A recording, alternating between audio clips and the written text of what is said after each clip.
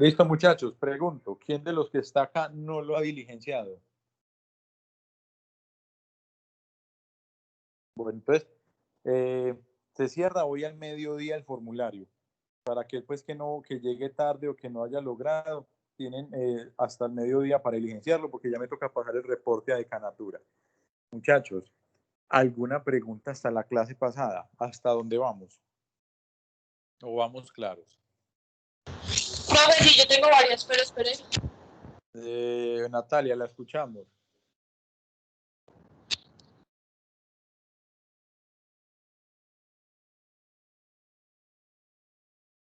Natalia. Profe, me da un segundito la busco que estaba en el libro. Bueno, hágale pues. ¿Alguien más tiene alguna pregunta? Mientras Sí, Natalia la busca. profe, yo tengo una, buenos días. Hablas con Eilen. Eilen, contanos. Profe, bueno, yo leyendo el libro no entendí pues como una partecita del libro, el tema de daño emergente. Entonces Sí. dice así, pues no le entendí para nada, entonces para que me expliques. Dice, en caso de muerte de la víctima directa, no pero basta la calidad. Venga, Eilen, la voy a interrumpir por una razón. Sí. Vamos en el daño material, en el daño a las cosas. Entonces déjeme que ya voy a pasar al daño corporal, que es donde usted está. Profe, la mía también era exactamente ese párrafo. Ah, bueno, entonces ya saben, déjeme que ya vamos a entrar al daño corporal y ahí les abro el micrófono para que me lo pregunten. Listo, pero tengan presente desde ya una cosa que les decía en clases pasadas. Recuerden que para ser víctima indirecta, yo no tengo que ser familiar. Entonces, algo que alcancé a escuchar es que no es suficiente ser heredero. Entonces, piensen en esto. Yo fallezco y mi familia no tiene plata para pagar los gastos funerarios, sino que los paga un vecino. Pregunto, Eilen y Natalia, ¿quién es la víctima indirecta con relación a los gastos funerarios? Aquel que pagó, mi vecino, aunque no sea familiar. Listo, pero déjenme que igual ya llegamos a ese punto y ahí les abro los micrófonos.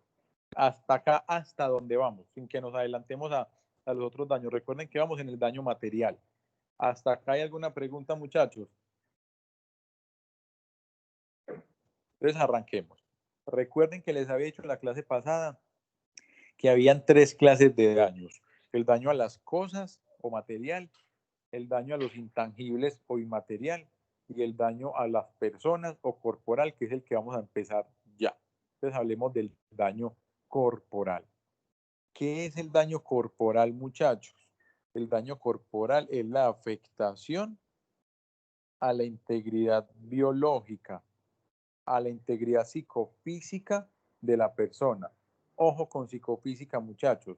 Cuando digo psíquica, me refiero no a que se deprimió, me refiero a que, por ejemplo, imagínense que yo le di un golpe a Usquiano y quedó así como es, así como con un rayoncito. Ese rayoncito que le generé a Usquiano por el golpe que le di en la cabeza, que es una afectación psicológica, se derivó fue por la lesión en su cuerpo. Repito, no estoy hablando de los estados que son netamente mentales, como depresión, etcétera, sino de una afectación mental, psicológica, que se deriva por haber afectado el cuerpo. ¿Queda clara esa precisión, muchachos? Sí, profe.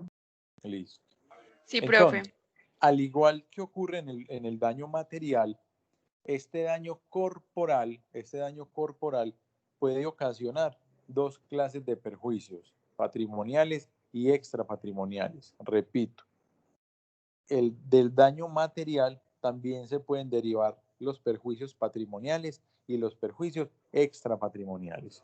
Recuerden que la vez pasada enunciamos pérdida de oportunidad, acá va a pasar lo mismo, vamos a enunciar la pérdida de oportunidad como un perjuicio patrimonial, pero todavía no lo vamos a desarrollar. Sobre la pérdida de oportunidad vamos a hablar más o menos en 2 clases. ¿Listo? Para que lo tengan presente, que simplemente hoy va a quedar enunciado. Ana M. tiene la palabra. Ana. Profe, ¿cuáles que son los 2 daños? Sería el daño emergente y el lucro cesante. Ah, claro, es que no los he enunciado, pero yo iba a decir, los 2 perjuicios patrimoniales son el daño emergente, el lucro cesante y la pérdida de oportunidad. Digo 2 que son los que vamos a desarrollar hoy, daño emergente y lucro cesante. que también la pérdida de oportunidad, repito, pero que no va a ser desarrollada el día de hoy. En conclusión, los 3 perjuicios patrimoniales son daño emergente, lucro cesante y pérdida de la oportunidad. Ana, ¿le queda claro? Sí, señor, gracias. Juan, tenés la palabra y bájame la mano de una vez, porfa.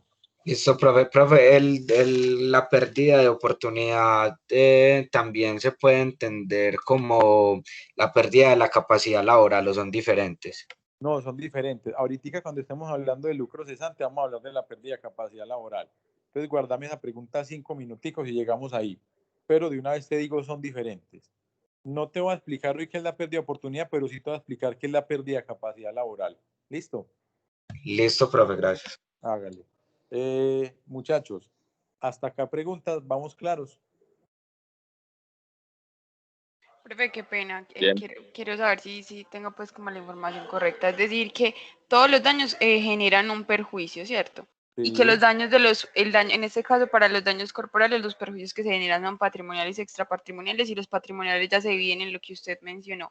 Daño emergente, lucro cesante y es. pérdida. Ah, listo. Gracias, profe. Con una sola precisión. Y es que no necesariamente todo daño genera los 2 perjuicios que mencionamos. Habrá daños que no generen perjuicios, habrá daño que genere algún perjuicio y no todos, habrá daño que genere algunos en plural perjuicio y habrá daños que los genere todos. Digamos que yo le estoy haciendo una explicación absoluta, pero en el caso concreto que usted tiene al frente, en el caso real o en el taller, puede que se presenten algunos, como puede que se presente alguno, como puede que se presenten todos, o como puede que no se presente ninguno. Por ejemplo, Karen, si ustedes se acuerdan de la Universidad del Parqueadero El Chuzo, que queda ahí entre posgrados, el bloque 6 y el bloque 5, ¿cierto? Entonces imagínense que la universidad compró el Chuzo, ¿cierto? Y iba a demoler el bloque del Chuzo porque va a construir un bloque nuevo uniendo bloque 5 y uniendo bloque 6. Y el día, vamos a ser bien extremos, Karen, el día antes de iniciar el trabajo de demolición, pasa un carro y se va contra un muro. ¡Boom! Se llevó un muro. Pregunto, ¿ese carro causó un daño, Karen? La respuesta es sí, porque generó un deterioro en la cosa. Pero, Karen, ¿ese daño a la universidad lo ocasionó un perjuicio? Y la respuesta es no. Antes se va a ahorrar unos minuticos de trabajo frente a ese muro. Entonces, Karen, lo que usted dice teóricamente es cierto, pero repito, no es que necesariamente de cada daño se deriven todos los perjuicios. Karen, con esa precisión, ¿le queda claro? Sí, profe, muy claro, gracias. Listo. Señores, todos conmigo acá. Sí, profe. Listo. Entonces, hablemos del daño emergente. Daño emergente, que es un perjuicio patrimonial derivado del daño corporal. Entonces, el daño emergente va a ser ¿qué? Los gastos funerarios, van a ser los gastos médicos, los gastos terapéuticos, van a ser los gastos de desplazamiento a terapias. Entonces, a mí me diagnosticaron, sufrí una fractura una fractura de rodilla, me mandaron 15 sesiones de fisioterapia después de la intervención quirúrgica. Entonces, lo que yo me gasto yendo a cada una de esas terapias, si bien no es un gasto médico, ojo, miren que el gasto médico es la terapia, ese gasto de desplazamiento va a ser un daño emergente. Si a mí me atropellaron o atropellamos mejor a Usquiano, matemos a Usquiano, recuerden que a Usquiano es el que vamos a matar.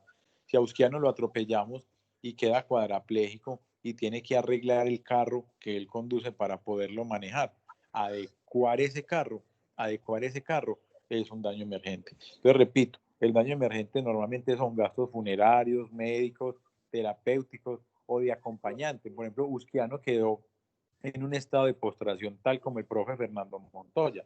¿Se acuerdan? Al que le dicen el campeón de la vida, que él no puede hacer absolutamente nada por sí mismo y siempre necesita un acompañante. Esa persona que Usquiano contrató para que lo acompañe día y noche y lo esté cuidando es un gasto, es un daño emergente. Visualícense el bolsillo que les dije en la clase pasada. Daño emergente, todo lo que me gasto. Juan, ¿ibas a preguntar algo? ¿O se te activó el micrófono?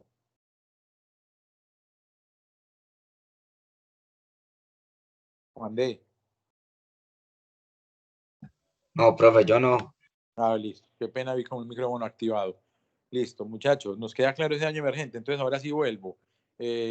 Eileen y Natalia iban a preguntar algo de ese daño emergente por la muerte. Cuéntenos, muchachas, qué iban a preguntar. Profe, o sea, lo que yo iba, bueno, ya creo que más o menos entendí, pero entonces para que me expliques bien. Dice en ese pedacito dice, en caso de muerte de la víctima directa, no basta la calidad de heredero para buscar la reparación de este perjuicio.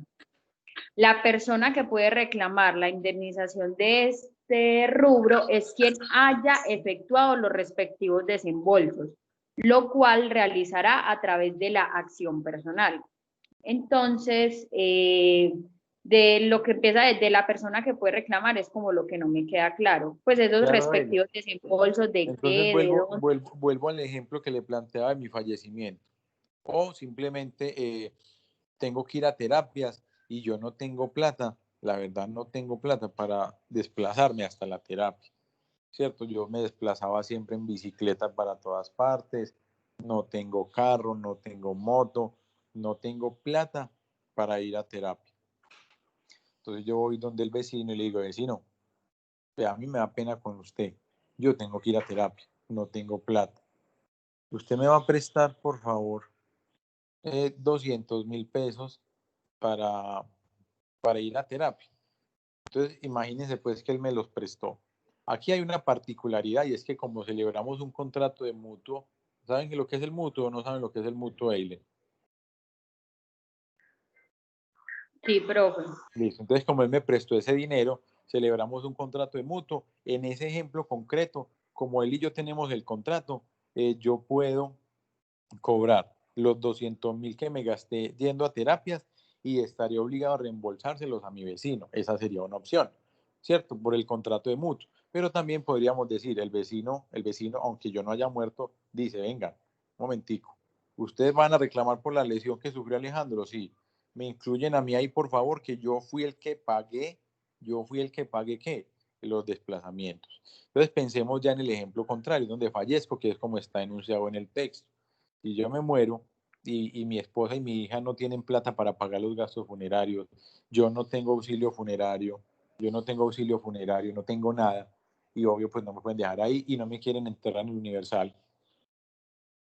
o en una fosa común no me quieren enterrar, aunque me lo merezco, y el vecino dice, venga, yo sé que Alejandro era un bacán, yo voy a pagar ese gasto funerario. Entonces, cuando vayan a reclamar la indemnización por mi muerte, llega mi vecino y dice, inclúyanme ahí, por favor, yo soy una víctima indirecta, yo voy a cobrar mediante acción personal lo que me gasté en el entierro del profe, porque yo fui el que lo pagué. Ah, entonces va a decir mi esposa y mía, no, pero es que nosotros somos herederas, que no importa. Recuerden que para ser víctima indirecta no hay que ser heredero. Lo cobra finalmente es aquel que haya desembolsado el dinero. Eileen, ¿le queda claro? Y paso a Natalia. Sí, profe. Listo. Natalia, tiene la palabra. Hola, ya eso me había quedado claro desde lo que dijiste antes, pero entonces ahorita tengo otro problema. Cuéntenos. Aquí en la página 42 dice, en el segundo párrafo, se refiere a daño emergente consolidado o pasado. Cuéntenos. Profe, es que no entiendo eso porque dice, vean, puede Pero pues yo voy consistir... por mi libro. Sí, porfa. Página 42. Sí, segundo párrafo. Dice, con relación al daño emergente futuro, ese, Ajá. ¿qué ocurría antes? Yo no sé si recuerdan o no se los he dicho, ustedes se los dejo en responsabilidad. Profe, pero el futuro lo entendí, el pasado es el difícil. No, al contrario, Natalia, el pasado es el fácil, el futuro es el difícil. Y le voy a contar. Se supone que el perjuicio pasado ya ocurrió, ¿cierto? Y como ya ocurrió, pues yo fácilmente puedo verificar que se haya, recuerden que daño emergente es gastar. Entonces, si usted ya se gastó el dinero haciendo un arreglo, pagando un funeral, pagando unas terapias, teóricamente es muy fácil establecer,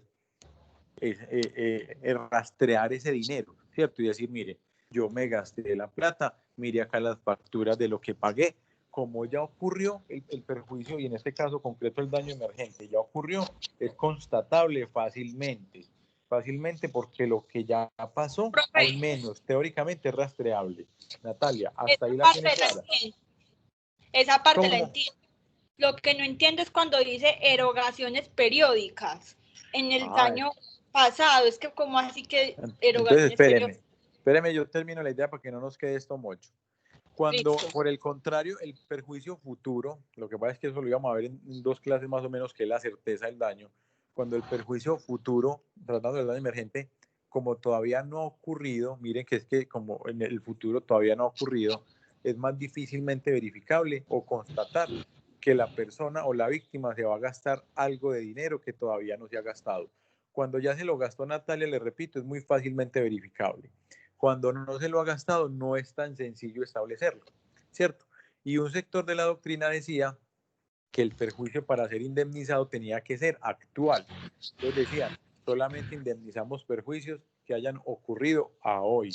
Y entonces luego llegó el sector que, un momentico, ¿cómo así que apenas a hoy? Entonces la víctima va a tener que estar demandando cada vez que se gaste algo de plata. No, la persona también puede gastar hacia futuro y eso hay que reconocerlo. Eso hasta ahí, y paso al punto concreto suyo de lo periódico. Imagínense esta historia. Lesionamos a Usquiano. Y Usquiano, en razón de la lesión, se tiene que tomar todos los días de su vida una medicina. ¿Listo? Pregunto, Natalia, ¿esa medicina que Usquiano está comprando, qué perjuicio es? ¿Daño emergente o lucro cesante? Daño emergente porque es un dinero nuevo que me va a gastar. Es un dinero que va a salir de mi bolsillo, ¿cierto? Es un gasto o una erogación en la que voy a ocurrir. Le pregunto a Natalia y le cambio un poco el ejemplo. Imagínese que Usquiano pagó en el hospital 10 millones de pesos y pagó esa factura, fue una vez y pagó los 10 millones de pesos. Y la medicina la ha venido comprando por hace 4 años y la va a necesitar por el resto de la vida. Entonces le pregunto a Natalia, ¿ese pago en el hospital es un daño emergente o es un lucro cesante? Es emergente, pero Es un pues daño emergente, listo, espéreme ahí. Mire que los dos supuestos que le planteé configuran eventos de daños emergentes, porque en ambos Usquiano está gastando dinero, está sacando plata de su bolsillo. Listo, Natalia. Lo que pasa es que en los dos eventos planteados hay una particularidad diferente entre cada uno de ellos. ¿Y cuál es? Que cuando él pagó la cuenta en el hospital fue un único pago. Él pagó 10 millones de pesos. Por el contrario, la medicina que tiene que comprar o que tiene que tomar todos los días se constituye en un daño emergente que es periódico. ¿Periódico por qué? Porque se tiene que tomar la medicina todos los días. En cambio, mire que es un daño emergente periódico. En cambio, cuando fue a pagar en el hospital, hizo un único pago y no es periódico. Entonces es posible que el daño emergente sea o periódico o que sea único. Natalia, ¿le queda claro? sí, profe. Y hay otra cosa. Cuéntenme. Con el ejemplo que usted dio ahorita, el señor de la silla de ruedas que tenía que tener el asistente ya para siempre. Sí. Pues, entonces uno haría el cálculo de a ese señor, más o menos dura otros 20 años. Cada Ese mes se más o paga. menos, Natalia, ese más o menos me le anticipo. Vamos a ver en su momento que hay unas tablas para no tener que decir un más o menos, sino que hay unas tablas que nos dicen a Usquiano, como ya es cincuentón, cuántos años le quedan de vida probable. Que no es lo mismo lo que le queda a usted y no es lo mismo que le queda a Juan, que le queda a Karen, porque cada uno según su edad es su vida probable. Y no es un valor que nos inventemos, sino que hay unas tablas ya establecidas para eso. Entonces sí, lo que haríamos sería mirar cuánto tiempo le queda de vida probable a Usquiano y le reconoceríamos ese pago por el resto de la vida. Ah, bueno, ¿Listo, Natalia? ¿Le queda claro? sí. Listo. María Isabel, tiene la palabra y bájeme la mano, por favor. María. Profe, una pregunta. Si Cuénteme. digamos una persona muere, ¿cierto? Entonces había prestado como una plata a otra persona y esa persona no quiere reconocer la plata que se le prestó. Los herederos, ¿cómo pueden proceder si no tienen ninguna constancia? María, pero ojo, yo le voy a responder, pero eso no tiene nada que ver con un supuesto de responsabilidad, Ah, ¿cierto? bueno, profe, no me responda. Es que me surgió esa pregunta. Pero Pero yo le cuento por encimita. Si no hay bueno, ningún documento, sea que esté vivo el acreedor o sea que esté muerto, pues tienen que iniciar primero un proceso que se llama verbal. ¿Para qué? Para que el juez declare la existencia de la obligación. Entonces yo le presté a Juan 10 millones de pesos de palabra y Juan luego me dice, oigan, a ese usted no me ha prestado nada. ¿Qué me toca hacer? Demandarlo para que el juez primero diga, sí, sí le prestó. Y después de que el juez diga, sí le prestó, ya lo podré ejecutar. Y eso aplica tanto si estoy vivo como si estoy muerto. Si estoy vivo, pues demando yo. Si estoy muerto, pues demandan mis herederos. María, ¿me queda claro? Sí, profe, pero le iba a hacer otra pregunta. Entonces, digamos que el señor que pagó los gastos de la funeraria, la familia no se lo quiere reconocer, ¿cierto? Sí. Entonces, ¿ahí qué acción procede? María, recuerda que ahorita les decía que fue en virtud de un contrato de préstamo, ¿cierto? Entonces, si por ejemplo fue que mi familia fue y le pidió prestado al vecino, pues sería el caso igual. El vecino no podría hacerse parte en el proceso si ellos se niegan a reconocerlo, porque lo que hay es un contrato de mutuo entre mi familia y el vecino. Diferente es cuando el vecino de buenas a primeras viene y dice, venga, yo voy y pago, y no llegó a ese contrato o no celebró ese mutuo con mi familia. Ojo, María, no es lo mismo que mi vecino vaya y pague o se encargue de todo sin que haya habido un acuerdo con mi familia, a cuando mi familia va y le pide al vecino que les preste la plata. Si mi familia fue y le pidió al vecino la plata prestada, él hace parte en el proceso si la familia no está de acuerdo, porque lo que hay es un contrato de mutuo entre él y mi familia. Y ya será que le paguen ellos a él de lo que reciban. Uno. Y dos, si no se hace acuerdo, sino que por la forma en que ocurrieron las cosas, él fue y pagó, etcétera, no requiere la autorización de la familia para hacerse parte y él podrá demandar para recuperar esos gastos funerarios. María, ¿le queda claro? Sí, sí, señor, gracias. Todos conmigo acá, muchachos. Espere que levantaron la mano. Lady Norela, tiene la mano y me la baja de una vez, porfa. Lady, Profe, buenos días. buenos días. Profe, es que no me queda claro de la diferencia entre el perjuicio consolidado y el presente. No es Porque que consolidado y presente es lo mismo, la diferencia entre consolidado y futuro. ok, porque es que en el libro hablaban del consolidado y luego del presente. Yo decía, pero No. Venga, entonces yo le hago esa precisión. Cuando decimos consolidado, pues nos referimos a que ya ocurrió, ¿cierto? Porque va a decir nuevamente, usted se me adelanta un poco al tema de la certeza, pero piense en esto, Lady. ¿Usted se acuerda que al comienzo de la clase yo le dije que hiciéramos el formulario de Forms? sí, señor. ¿Cierto? Y usted se acuerda también que yo dije que los patrimoniales eran daño emergente y lucro cesante y que hoy íbamos a hablar de daño emergente y lucro cesante. Sí, señor. Y yo le pregunto, Lady, yo ya les expliqué el lucro cesante. No, señor. ¿Cierto que no? Pero usted ya diligenció el formulario de Forms. Sí, señor. Entonces mire cómo el presente realmente en términos de perjuicio no existe, porque el presente se agota inmediatamente. Lo que usted ya hizo ahorita antes de la clase o al comienzo de la clase, aunque es el presente inmediato, perdón, aunque es un pasado inmediato, ya pasó, ya pasó. Y lo que yo le voy a decir ahorita del lucro cesante, aunque sea ahorita, en 10 o 15 minutos, no se lo he dicho y sigue siendo el futuro. Entonces digamos que de manera lógica se afirma que el presente no existe porque el presente es un instante y ya se agotó. Escuche esto. Si escucho que chasqué los dedos, ya lo hice y ya lo hice 2 veces y ya es pasado. Ay, lo acabo de hacer, pues ya lo hice, ya es pasado, ¿cierto? Y soy claro con eso, Lady. Sí, señor, muchas gracias. Listo. Y Ana, tiene la palabra y baje la mano, porfa. Ana. Profe, tengo una pregunta, pero no sé si tenga que ver pues mucha relación con el tema. Por ejemplo, la familia, la hija y la esposa podrían como ceder esos derechos herenciales, pues como venderlos, como hace uno, por ejemplo, en sucesiones. Ahora, lo que pasa es que lo puede vender como derecho herencial, ¿cierto? Cuando ya haya un fallo. Y el derecho herencial sería ¿cuál? Ojo, lo que cobran mediante la hereditaria, ¿cierto? Lo que ellas van a cobrar como víctimas indirectas no es un derecho herencial. No es un derecho herencial porque es su propio perjuicio.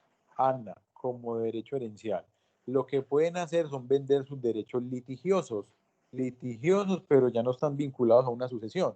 Entonces yo le digo a alguien, mira, por ejemplo, atropellamos a Usquiano y como Usquiano dice que él y yo somos gays, entonces yo era el novio de Usquiano. Yo era el compañero permanente de Usquiano.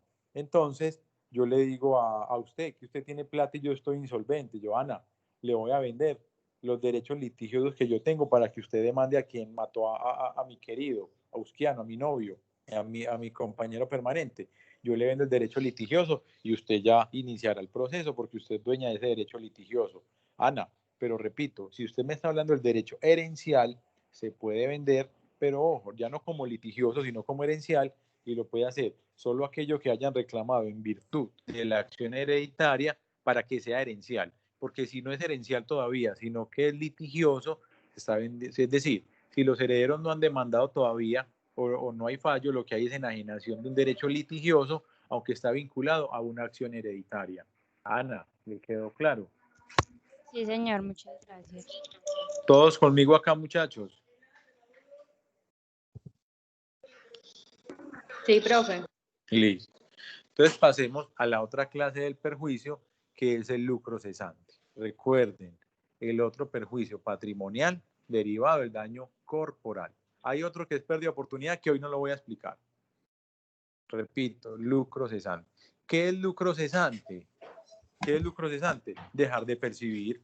Entonces es lo que la víctima deja de percibir o por la lesión corporal o por el fallecimiento. Juan, levantaste la mano y la bajaste, contanos. Es que, sí, profe, algo no me quedó claro, pero me surge la duda con respecto a eso.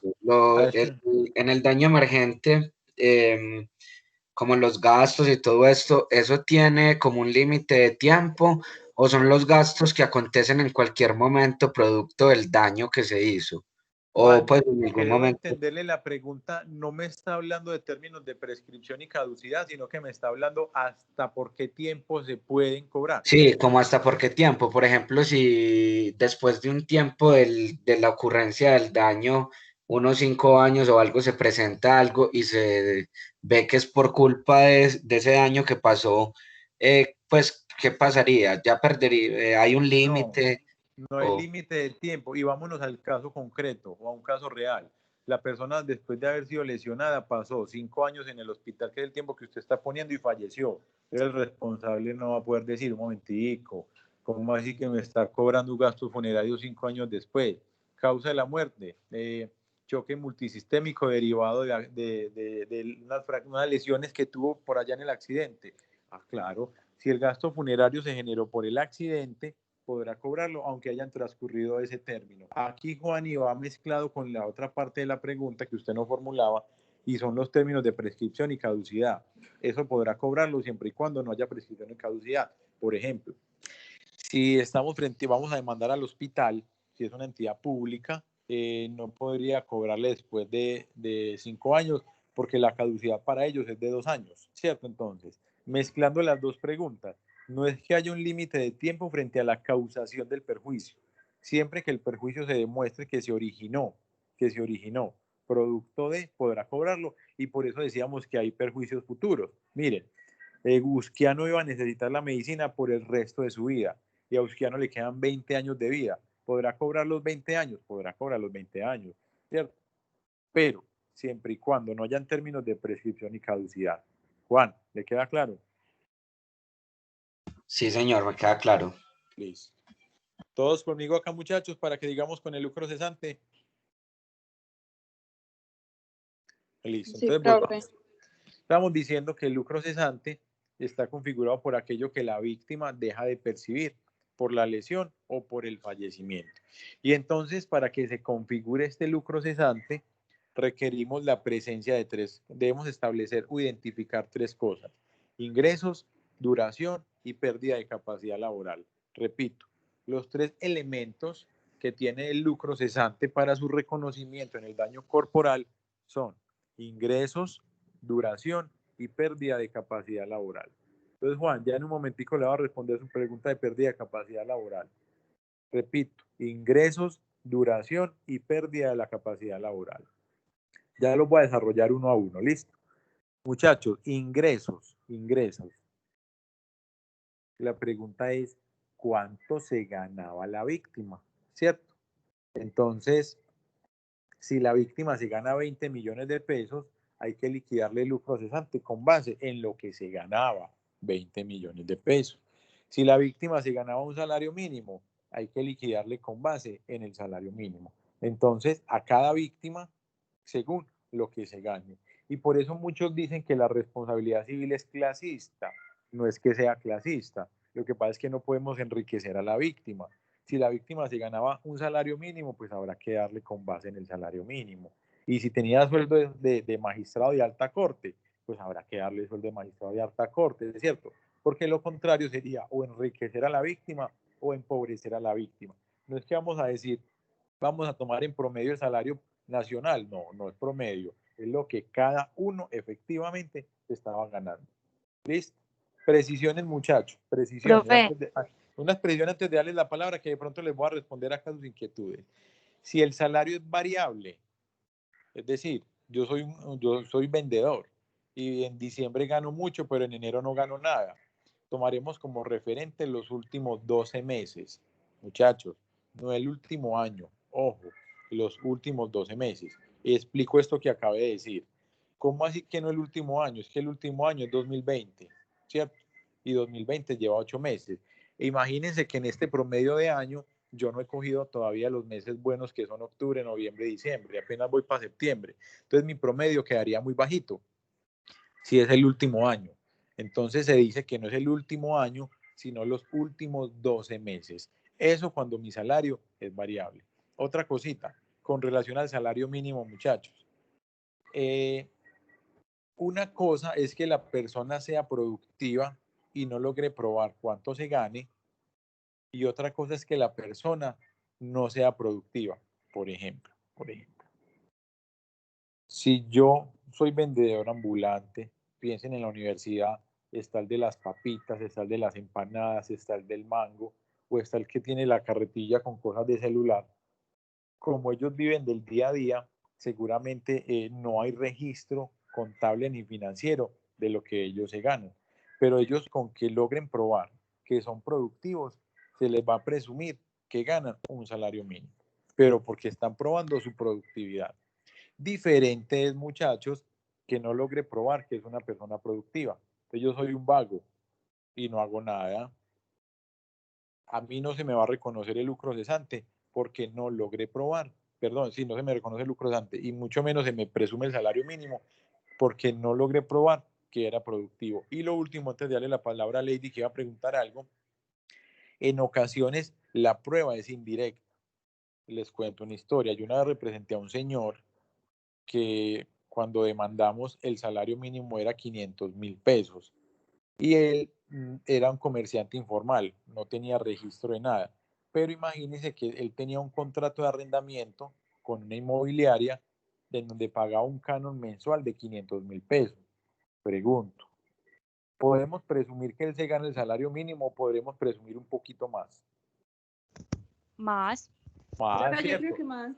Podemos presumir un poquito más porque no podríamos decir que se gana el salario mínimo para pagar el arriendo y que se queda sin plata para pagar servicios, para pagar mercado, etcétera. Entonces hay pruebas indirectas que en ocasiones nos permiten establecer un promedio de ingreso. Entonces miramos, por ejemplo, ¿dónde estás pagando arriendo? Ah, no, yo lo pago en un estrato 7. Ah, no, yo lo pago en un estrato 2. Será un factor para establecer un promedio de ingresos. ¿Tenés hijos? Sí. ¿Cuántos? Tengo 2 hijos y cada uno estudia en colegio privado y la mensualidad de cada uno son 600.000. Entonces, mire, el canon de 500.000, cada hijo paga 600, ahí van 1.700.000 solo de estudio y arriendo. Luego aporta la factura de servicios públicos y paga en promedio 200.000. ¿Cierto? Luego las facturas de mercado. Entonces va construyendo de manera indirecta o indiciaria el ingreso. ¿No logré probar cuánto me ganaba? No, pero al lograr probar mis gastos, a partir de ahí el juez podrá decir, no, yo tengo elementos para decir que esta víctima no se gana el mínimo, sino un poquitico más. Si no logra ni siquiera probarlo de manera indirecta y prueba que es productivo, pues claro, se le presumirá el salario mínimo. Lady, tiene la palabra y qué pena que la interrumpí ahora. Cuéntenos. Profe, pues no es como una pregunta, sino que con base a lo que usted estaba diciendo ahorita, incluso en el libro, en la introducción decía que el perjuicio se debería ver como una reparación, más no como una forma de enriquecimiento frente de la víctima. Claro, y es que si lo enriquecemos, estaríamos empobreciendo de manera injustificada al responsable, ¿cierto? Todo el sistema indemnizatorio en Colombia y en los sistemas continentales, recuerden que el derecho tiene dos sistemas, continental europeo o civil law y anglosajón o common law. En esos eventos, allá en el common law sí hay enriquecimiento, pero acá en el civil law, Colombia, Chile, Perú, Argentina, España, Francia, etcétera, son países donde la responsabilidad es indemnizatoria, entonces no puede ser fuente de enriquecimiento bajo ningún supuesto, ni para la víctima ni para el responsable, ¿cierto? Porque repito, Lady, si a la víctima le pagamos más de lo que estaba ganando, pues la enriquecemos a la víctima y correlativamente estamos empobreciendo al responsable. Muchas gracias, Lady. Por acá veo una mano levantada. Daniel, tiene la palabra y bájame la mano de una vez, por favor. Profe, con Hola. razón a esto de los ingresos variables, ¿eso se hace el promedio mes a mes de lo que ganó o cómo se hace? Sí, promedio de los últimos 12 meses, no mes a mes, sino últimos 12 meses. Entonces tenemos, ustedes saben, olvídense del coronavirus.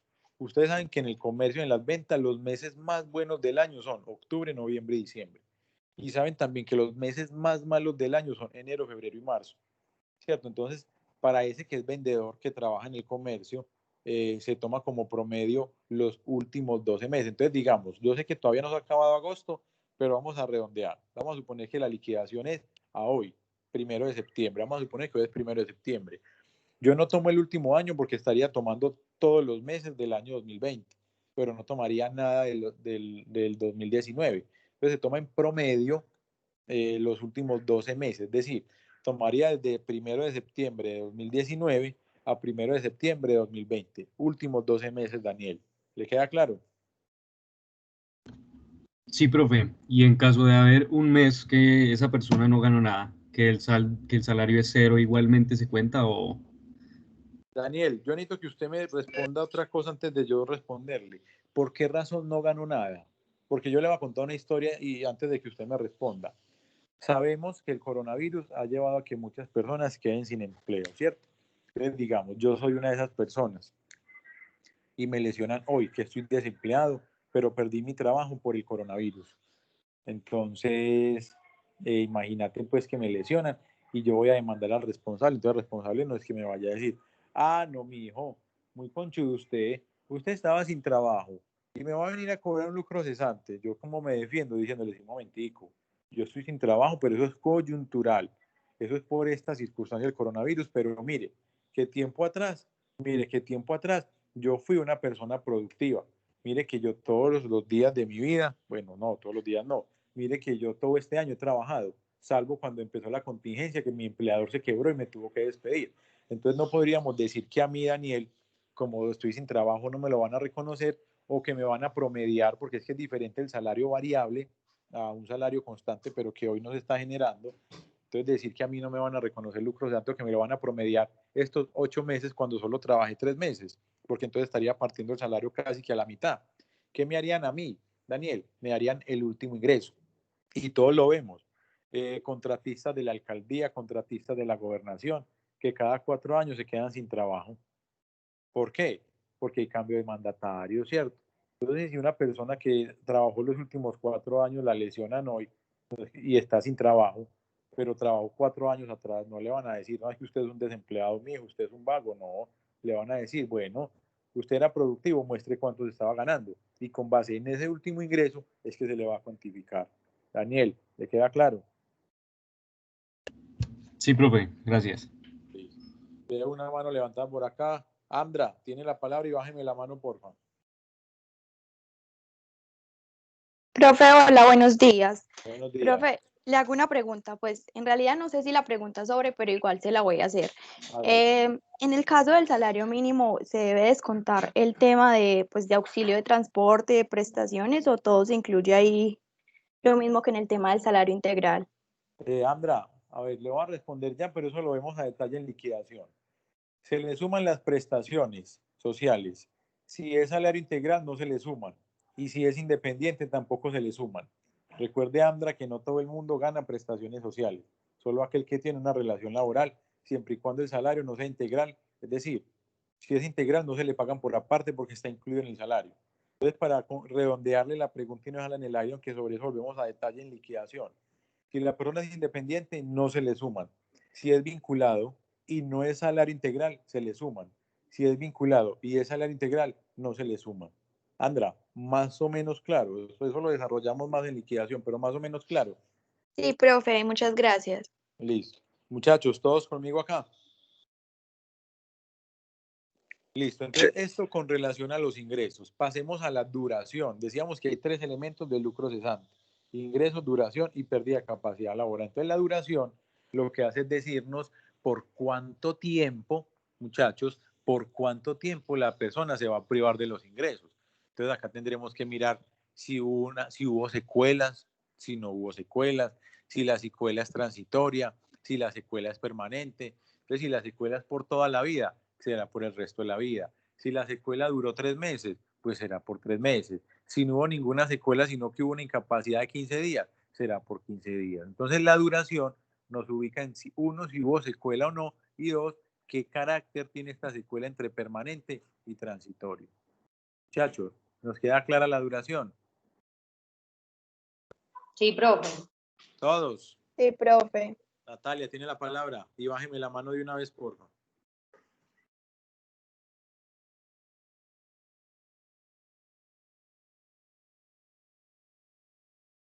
Natalia. Ay, profe, es que me da mucha lentitud con el mouse, perdón. Bueno, es respecto a esto de la duración. Eso es nada más se predica, o sea, porque es que me imaginé lo de la duración del daño. En el caso, voy a hacer 2 ejemplos.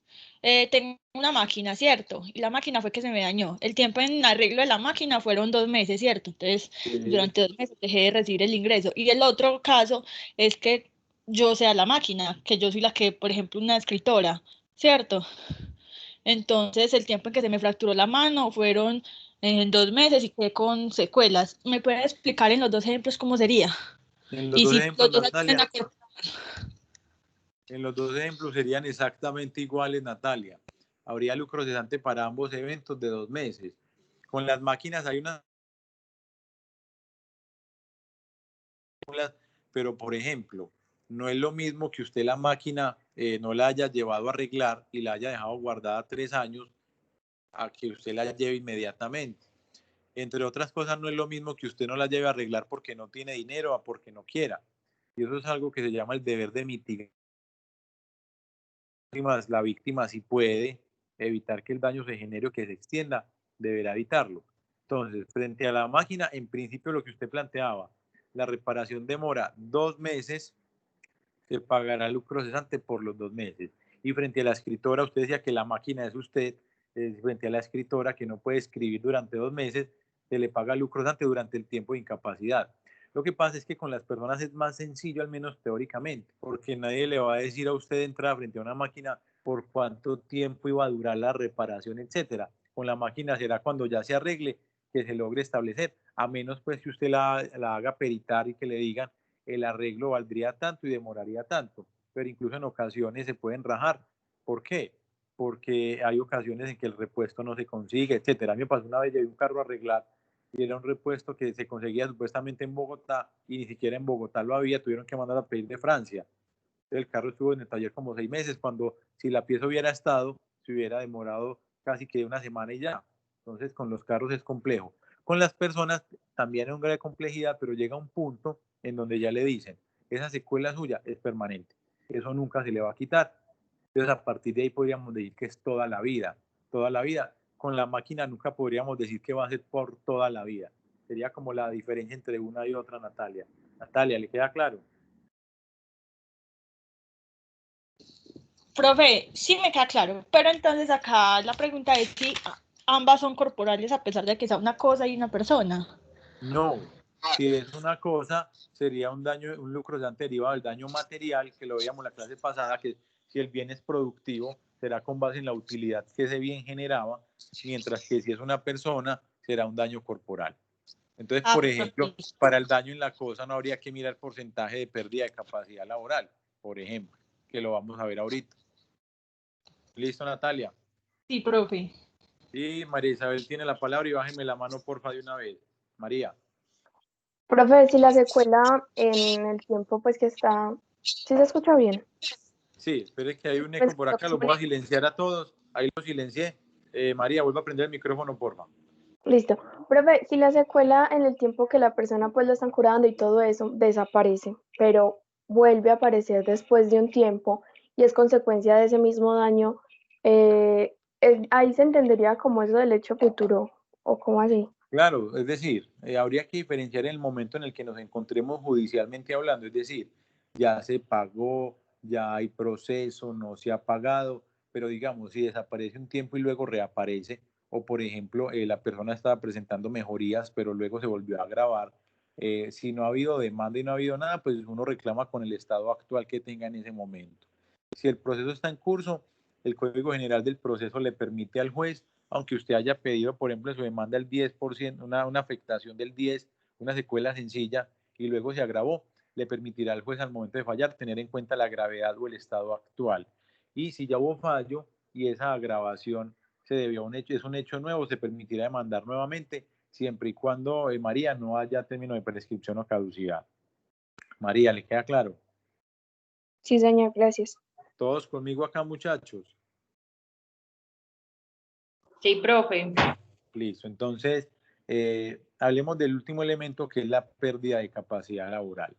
Muchachos, lo primero, no se dejen confundir por el nombre. ¿Cómo así? Se llama pérdida de capacidad laboral, pero no mira solamente a la persona en el trabajo, la mira en su vida diaria. Entonces, mira, la persona se puede bañar, puede caminar sola, puede comer sola, puede deambular sola, o por el contrario, todo lo tiene que hacer acompañada. Entonces, esa pérdida de capacidad laboral, aunque se llame así, repito, no solo mira la afectación en el trabajo, sino que también la mira en la vida diaria, en la vida diaria. Eso nos queda claro, muchachos. Sí, profe, sí. Y esa pérdida de capacidad laboral se tiene que fijar por medio de un porcentaje.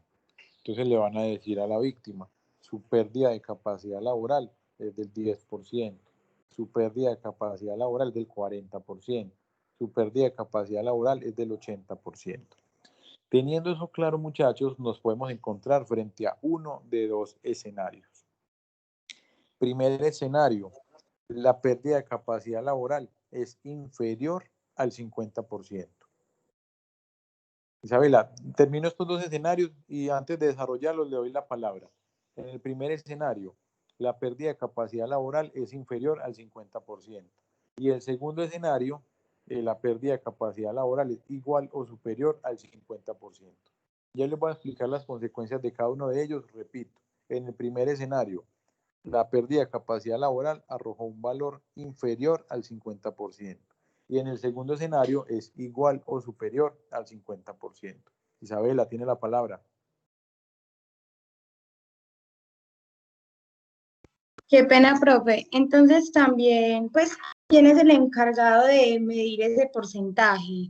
Eso lo hace un equipo médico, ¿cierto? Normalmente las personas acuden a una entidad que se encarga de eso, sea la Junta Regional, sea el CENDES del CES, sea la Facultad de Salud Pública de la Universidad de Antioquia, o hay médicos particulares que también lo hacen, pero son especialistas en valoración del daño corporal, ¿cierto? Entonces, por ejemplo, ni siquiera medicina legal.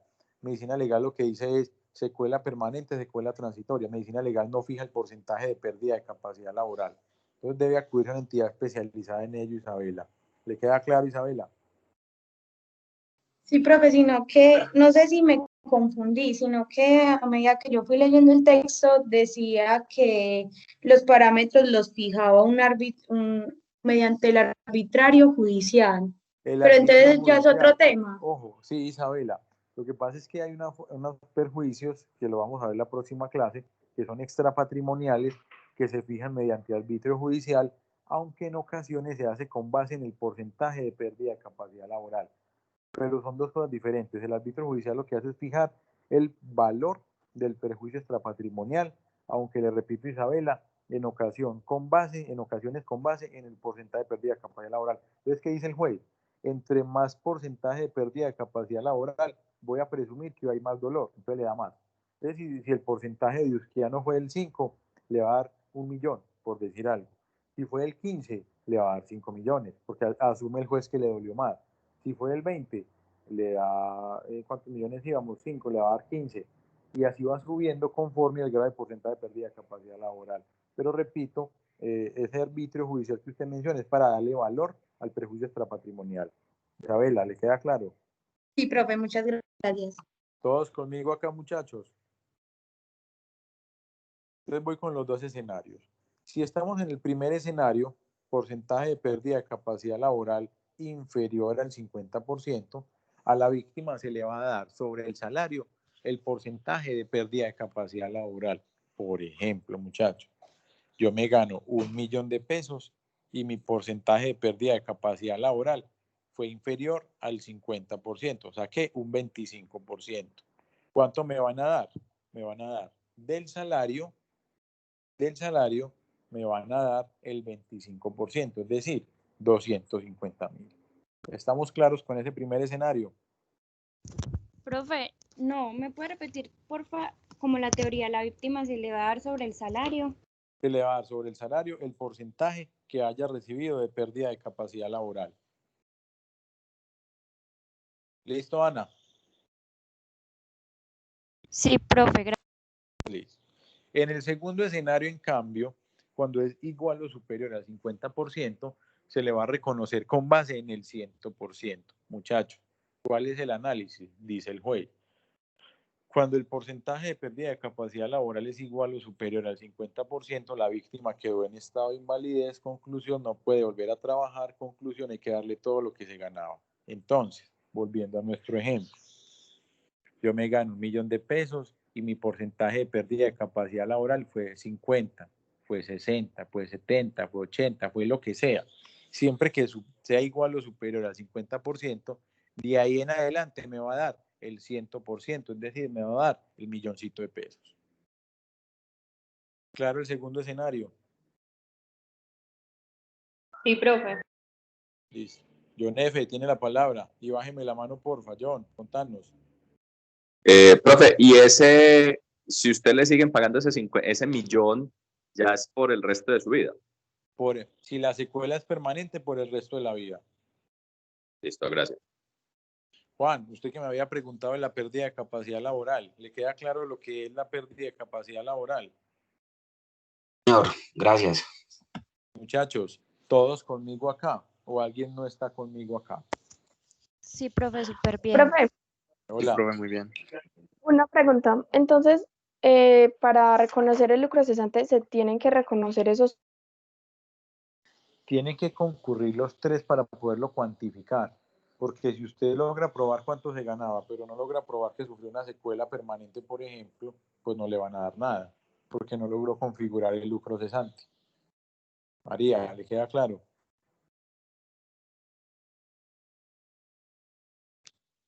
Profe. Espérate, Eileen, María, ¿le quedó claro? Antes de avanzar.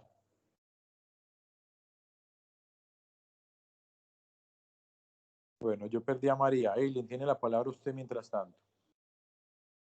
Sí, profe, entonces si pues una persona que, por ejemplo, trabajaba el diario, entonces ¿cómo hace, por ejemplo, para para probar los ingresos? Porque obviamente pues lo de la duración de, por ejemplo, las secuelas, pues eso ya es, me imagino, certificado médico y toda esa cuestión, entonces eso sería más fácil, ¿cierto? Entonces hablemos Y de la ese primer pérdida, escenario. Venga, hablemos del primer escenario. Recuerden lo que les decía ahora. Si yo logro probar que soy productivo, entonces yo soy ventero ambulante. Entonces, ¿qué hago? Llevo a mi esposa que declare que yo salgo todos los días con la chacita. Llevo al señor de la esquina para que declare que todos los días me debe pasar con la chacita. Yo tengo una chacita en el centro. Llamo a mis compañeros de trabajo para que declaren que yo estoy allá todos los días de sol a sol trabajando. Entonces yo puedo probar de cualquier forma que era productivo. Ojo, Eileen, si yo pruebo que era productivo, pero no pruebo cuánto me gano, como en este caso que es muy difícil de probar, no tiene sistema bancario, es beneficiario del CISBEL, no tiene nada, sí, pero logré probar que era productivo, se me va a presumir que me gano un salario mínimo. Eileen, esa primera parte le queda claro. Sí, profe. Entonces, bueno, por ejemplo, yo que yo no trabajo ni nada, yo salgo, por ejemplo, no sé, a pasear mi perrita, ¿cierto? Sí. Y bueno, me causan pues un daño, el daño corporal, no sé, me partí un pie, por ejemplo, yo misma ahí. Yo como pruebo, pues yo no tengo, pues yo, por ejemplo, no tengo ingresos, pues yo no trabajo. En ese caso, pues no sería productiva, ¿cierto? No sería productiva y no habría nada que reconocerle. Y le respondo otra cosa que va de la mano de algo que Juan David había preguntado, pero que no lo voy a responder, sino que va a quedar enunciado solamente. Si, por ejemplo, la lesionada es usted o cualquiera de ustedes que está estudiando derecho, pero que no es productivo, el perjuicio para ustedes no sería lucro cesante, sino pérdida de la oportunidad. Luego desarrollo, pero que sépanlo de una vez.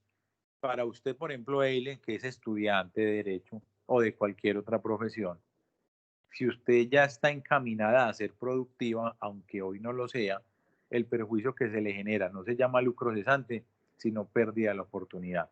Pero le voy a responder solo hasta ahí, porque no quiero que hablemos todavía de pérdida de oportunidad, que nos falta ver otras cosas. Y es diferente, Eileen, cuando usted sufre ese perjuicio siendo abogada, pues estudiando derecho, a cuando usted literalmente no hace nada en su vida. Y nada productivo es nada productivo, porque ojo, Eileen, en Antioquia las familias son muy grandes. Entonces siempre tenemos el tío o la tía que se quedó en la casa de los papás cuidándolos, se encarga de hacerles todas las vueltas, es encargado de ir a mercar, es encargado del aseo. Entonces no me digan que esa persona no hace nada, porque es una persona que hace algo y algo muy importante. Cuando yo digo que no hace nada es que es literalmente un vago, un vago. Eileen, ¿le queda claro?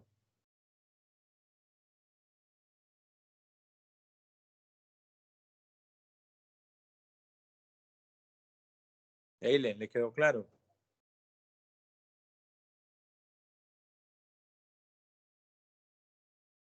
Juan, a usted que me había preguntado algo de diferencia entre pérdida de oportunidad y pérdida de capacidad laboral, con esta introducción le quedó más o menos claro. Sí, señor, Que con son esta dos cosas introducción ya me diferentes, queda más pues, clara la diferencia, que son porque la dos cosas pérdida de diferentes, oportunidad... ¿Cómo, profe? que son dos categorías diferentes, pues al menos va teniendo claro que son dos cosas diferentes. Ya sabe que es Sí, pérdida de capacidad laboral y va viendo que son dos cosas diferentes, pero sin entender todavía lo otro del todo, pero algo. sí, profe, claro, la diferencia ya se puede establecer entre la pérdida de capacidad laboral y la de oportunidad, porque pues la de la capacidad laboral sí la entiendo que está más enfocada a como su nombre lo indica, más al trabajo. En cambio la oportunidad es lo que podría de pronto ser o pasar de acuerdo a las capacidades o actitudes de uno, ¿cierto? Es más o menos, hay que pulirlo un poquito, pero más o menos, la va teniendo clara Juan. Muy bien. Listo, Juan. Listo, profe. Yo vi que alguien levantó la mano, pero no alcancé a ver quién era. Entonces, ¿quién levantó la mano? Yo, profe, John Freddy. John, contanos. Así poniendo el ejemplo del vago por completo que dice usted, no tiene esposa, no tiene hijos, lo atropella un carro, va a un hospital, permanece hospitalizado y supongamos que la cuenta son 60 millones, pero se lo cubre todo el Sisbén y paga 0 pesos de cuota moderadora. Él puede salir a exigir algo, algún lucro cesante, daño emergente. De los patrimoniales, en el ejemplo como usted lo planteó, no podría cobrar nada. Entonces, el habitante de calle, que no hace nada, porque hay habitantes de calle que son recicladores, que son productivos. El habitante de calle que no hace nada y que está pendiente en el río para tirársele un carro cuando pasa. El habitante de calle que no hace nada, el sistema le cubrió todo, o el SOAT le cubrió los gastos médicos que haya tenido, etcétera, y que no trabaja. No podrá cobrar daño emergente ni lucro cesante. Podrá cobrar, luego vamos a ver la próxima clase, si lo sufre y no fue que el habitante de calle se le arrojó al carro, pues, sino que lo atropellaron de verdad. Podrá cobrar extrapatrimoniales, pero no podría cobrar ninguno de los patrimoniales. John, ¿le queda claro? Okay. Sí, claro, gracias. Muchachos, ¿todos conmigo acá o alguien tiene alguna inquietud hasta acá? Bueno, Vamos con muchachos, usted, profe. si no tienen dudas, muchas gracias por su tiempo. Los que no hayan diligenciado el formulario de form, les pido que lo hagan de una vez y nos vemos el próximo viernes. Que estén bien, muchachos, y descansen este fin de semana. Hasta luego. Gracias, profe. Gracias, profe. Feliz día. Muchas gracias, profe. Feliz día.